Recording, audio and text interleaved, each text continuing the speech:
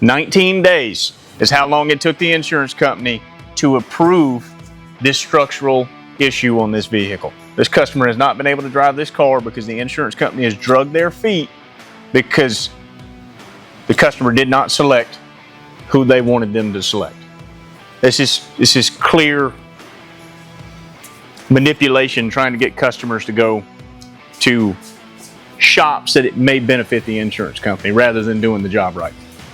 So this is, I think, a 2008 Toyota FJ Cruiser. Now this thing's had like 4 windshields put in it. We've never done one in it. We don't have any records of it.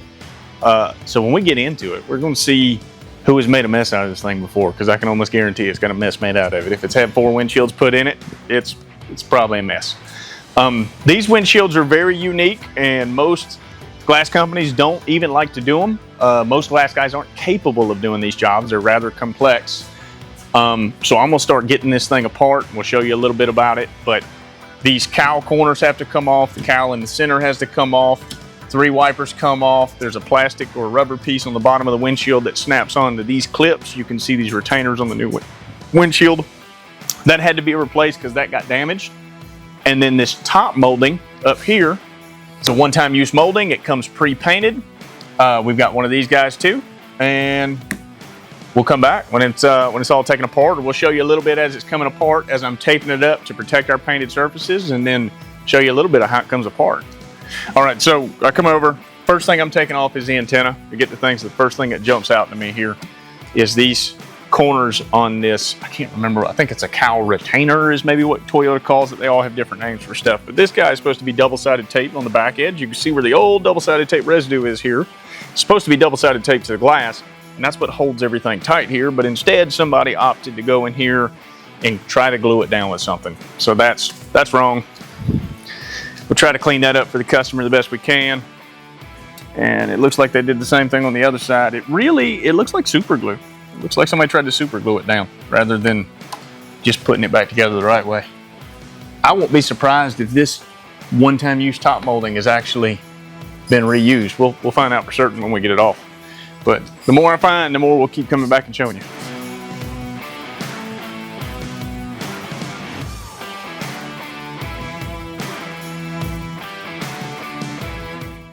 On this particular model, these wiper nuts and these covers are super easy to drop below the cowl because there's a giant hole right here.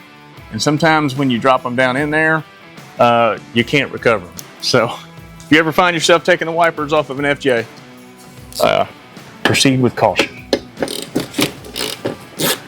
Tech tip: if you're trying to get tape under the lip of something, stretch your tape. So if you stretch your tape, let me show you. Actually, let me get this. Normally I wouldn't pull that yet, but just so I can show you. If it's going to come off of there.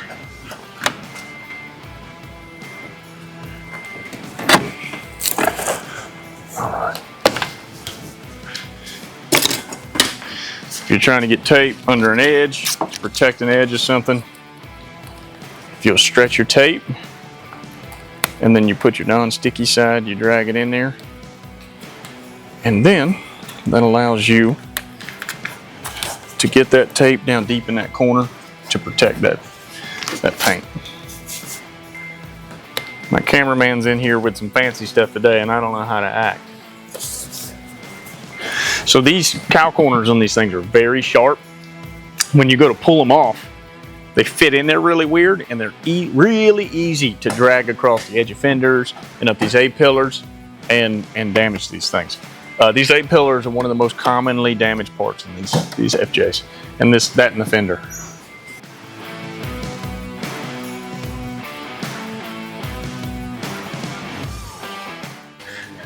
So one of the most common things I see on these, I don't think I see it on this one, but these things have got clips that go in the corner right here, and they snap super hard and super tight. A lot of people, they break these clips when they pull these panels apart. This is really only a one-time use clip. and you've got to replace them every time you remove them. But they'll glue these things back down, and it makes it a nightmare for getting them off. But I think we're all right on this one. There we go.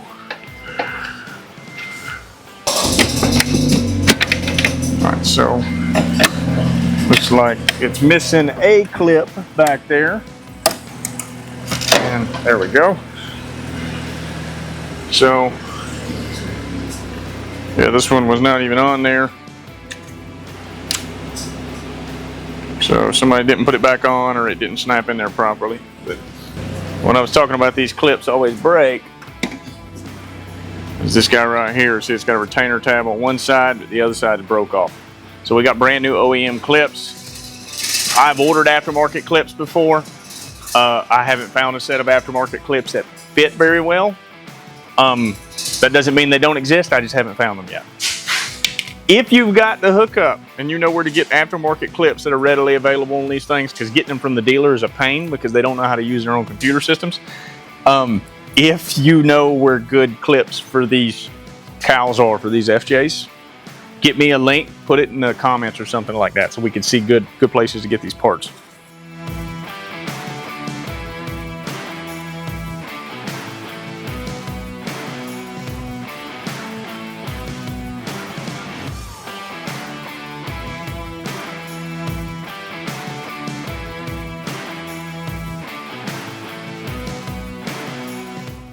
So I was talking about it on the other side.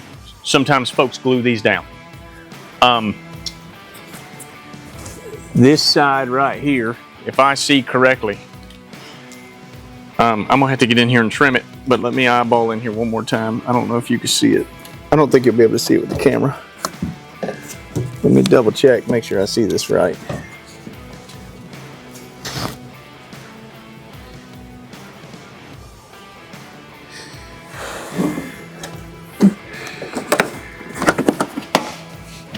Yep. Somebody's glued this side down because they didn't have the clips they needed. So now we run the risk of tearing this thing up because somebody couldn't do the job the right way.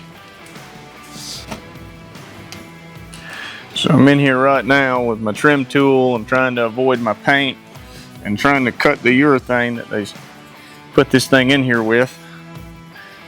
God, you guys got a fiery Trey this morning. I kind of aggravated with some of the industry issues that are going on, but then an FJ is always a roll of the dice. If somebody's put a windshield in it before, it's nearly 100% of the time was done wrong. And it's not as simple as just doing the glass replacement like it normally would be. You got to clean up a mess somebody else has made, and sometimes those messes aren't particularly easy to clean up without damaging stuff.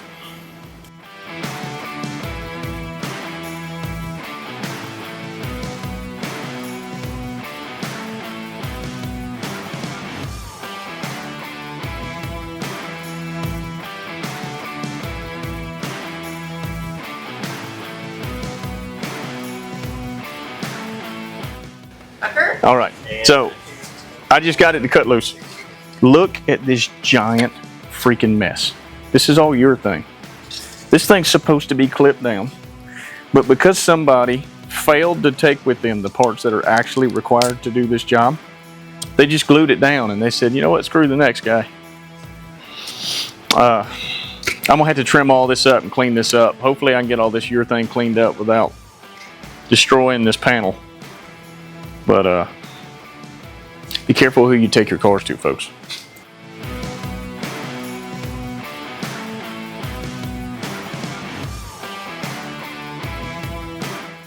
All right, so right now this panel is glued and snapped. It's pretty common. I think they come from the factory that way. They won't stay down if you don't also apply adhesive to it, so you got to glue them back down. And depending on who did it last, sometimes the glue doesn't stick, sometimes it does. This one, half the clips are broken, so this is a reused part when it should have been replaced, because this is a one-time use item. So it's especially stuck on there because just one more thing to add to the list here they didn't do very well. The insurance will pay for these parts to be replaced because they're one-time use panels. But the amount of folks that I see reusing stuff and doing hack stuff just to try to save a buck, I don't know if they're billing for these things and not installing them or what's going on, or if they're just doing hack work. I mean, that could be it too. And if you look at this panel, everywhere they applied primer to it, they did such a bad job at prepping this thing and locating where the adhesive went. Even though they had adhesive across the whole top, none of the adhesive bonded in any of the spots they ran it. Just a little tiny spot, little tiny spot. Looks like when they ran their urethane, they missed where they primed it. So it was barely held on, but on top of clips being broken and stuff. But so this thing's gonna be eat up with rust too. I can see it right here on the top edge already. People doing bad work, man.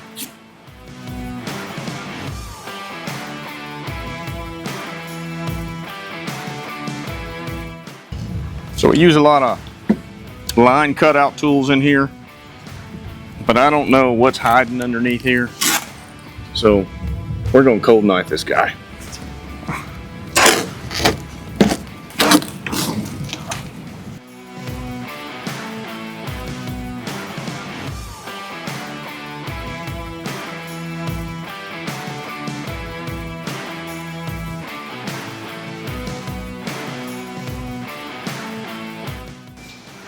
So, got it out.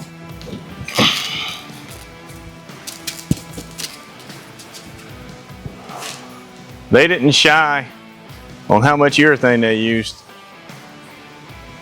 This is somebody threw a big round bead on this thing. That hadn't been industry standard for 20 years.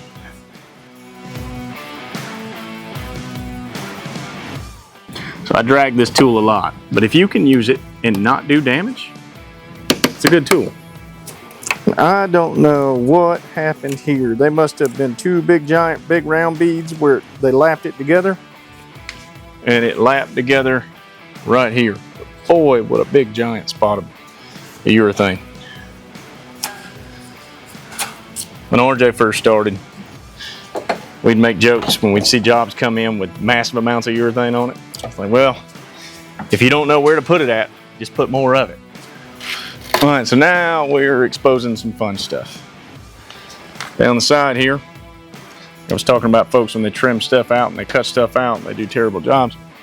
We got rust up this A-pillar side. That's one of the most common places I see rust on these vehicles because folks just see it's pulling material with it, sticking to the urethane right here. Pulling paint and rust with it. And that's all due to somebody scratching this and not priming it. They shouldn't have scratched it to start with, but as soon as they scratched it, they should have primed it. All right, so in all of our videos, this is why I always harp on doing the job the right way, trying to influence some of these other shops to do things the proper way, and educate the customer on finding a shop that does things the proper way. This thing is just eat up with rust all through here. And you know what's the worst thing about this car is I've got to get in there and clean that up. And there's not a ton of room on these things to get in here and clean this up. So this is really only going to be a temporary solution. This rust is going to come back in this corner because it goes farther in there than I can get to clean up. It really requires some body shop work. At the moment, this thing's not going to a body shop. They just need to be able to drive it. So I just have to do the best that I can with it right now. But same way down this other side. It's all scratched up in the corner here. All rusted up across the top here. It's got rust spots all the way across the top. These are just the most visible ones. It's easier for the camera to see, so we come to this side. This is all done from poor quality work. None of this rust would be here if somebody just did the job the right way. So I just encourage everybody, please do your research before you select a shop. This is, man, we don't have licensing in our industry. You know, like a barbershop, barber requires a license, beautician requires a license, nail technician requires a license. Even construction companies require licenses. We don't have licensing in our industry, and I'm normally pretty anti-government. You know, stay out of my business. But things like this make me believe we need licensing in our industry to hold people accountable. Because it's just unacceptable. So we're gonna get it cleaned up. I'll come back to you when we get it cleaned up.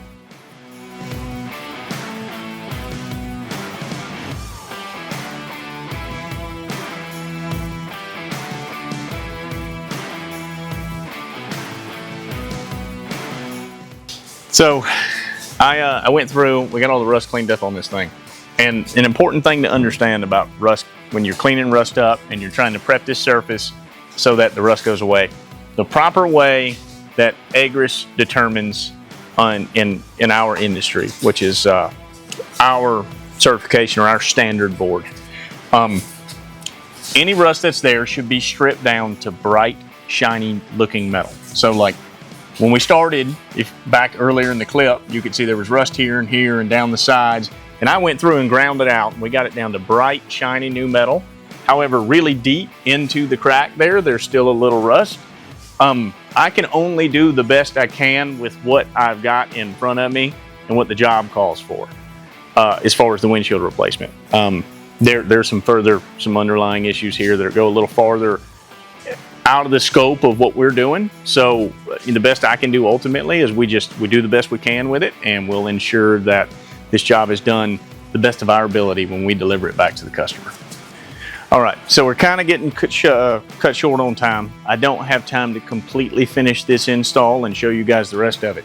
So we just threw the windshield up in there just for looks, so you guys can get an idea of what's going on with it as we're going back together. You can see where I went and primed everything and sealed any issues that may be up to the best that we can, so hopefully they don't have any long-lasting issues. But man, we appreciate you tuning in and checking out some of the things that can go wrong with a windshield replacement. So next time you got a vehicle that's at a shop and it's taking a little longer than you think it maybe should take, keep in mind these are some of the issues that glass shops have to deal with. We regularly have to clean up work from bad installations. And I guess while I'm on this, one of the biggest places I see them happen at is used car departments. Used car departments and auctions, but used car departments do not care a lick about quality. They only care the cost. So they're going to get it bottom dollar, so their margins are the best, and you see work like this all the time from pre-owned centers. I don't know if that was the case in this one. This customer says they've had 4 windshields put in this thing. So somebody in the past is just really should find a different career, and until then we'll keep cleaning up behind them. Be sure to go like, share, and subscribe to the channel, and so we can kind of keep you up to date on some of the stuff we got going on and how we solve some of these issues. We've also got a list of other videos. We'll try to put up a couple links to videos of us solving these issues in the past and show you exactly how common this is. But if we can help you out with anything, call us at 843-379-7222, and we can get you on the schedule and see if we can help you out and get your issue fixed for you. Thank you, guys.